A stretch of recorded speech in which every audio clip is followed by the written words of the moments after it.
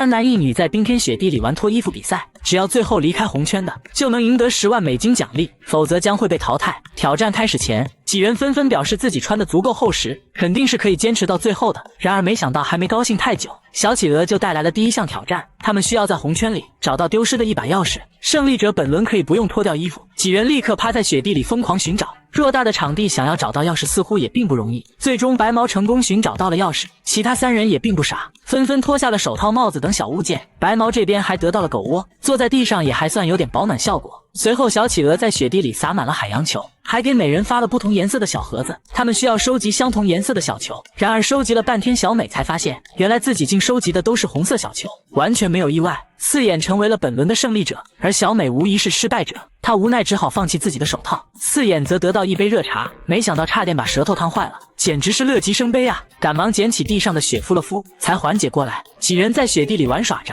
开心的像个孩子。就在这时，企鹅拿来3个雪圈，本轮的几人需要进行抢雪圈大战。当音乐停止时，几人要坐到3个雪圈上，没抢到的人将被淘汰，成功坚持到最后的人即为胜利者。当音乐响起后，他们还十分愉悦，不停地转圈。这时音乐声突然停止，只有铁柱没有坐到雪圈上，他也遗憾被淘汰出局。下一轮是3人2圈的挑战，4眼直接扑了个空，他也惨遭淘汰。此时只剩下白毛和小美的终极对决，小美非常鸡贼，音乐停止后一把将雪圈抢走就坐了上去，她也成功赢了一次比赛的胜利。然而小美的奖励却只是一碟辣椒，这玩意也的确可以增加一些热量。3位男生只好接受脱去衣服的惩罚。随后企鹅缩小了圆圈，这也意味着几人的活动区域又缩小了一些，即使这样也丝毫没有减少几人玩耍的兴致。没想到白毛也差点因此被淘汰出局。接着企鹅搬来了一个靶心，本轮需要实战打靶挑战，每人有5发子弹，积分最多者胜出。白毛有1枪没有命中，只得到了28分。铁柱看似没有脱靶，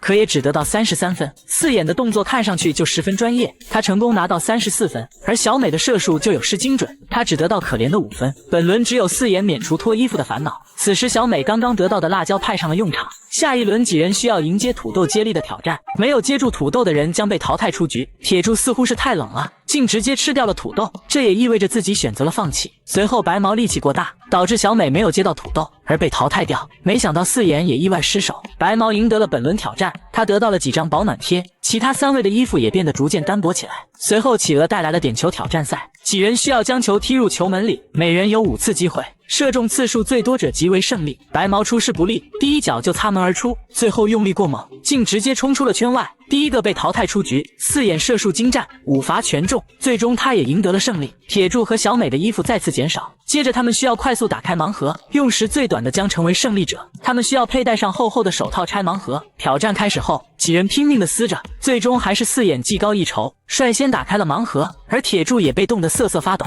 直接放弃了比赛。此时场上只剩下4眼和小美2个人了，他们需要根据白板的提示解开手上的密码。在如此冰冷的环境里，2人也展现出了非凡的毅力。只见4眼不慌不忙地计算着，并且很快就成功将密码解锁出来。无奈小美只好愿赌服输，再次脱掉了自己的帽子。接下来的挑战就非常有意思了，2人蒙住双眼寻找地上的饮料，率先找到的即为胜利。他们不仅要寻找饮料，还要以防不小心走出红圈。最终小美成功赢得了本轮的胜利。令人意想不到的是，此时的小美已经被冻得4肢发麻，因此她也选择了退出比赛，一溜烟地跑回了屋里。最后4眼成为了今天挑战的最终胜利者。那么问题来了，如果是你能坚持到最后吗？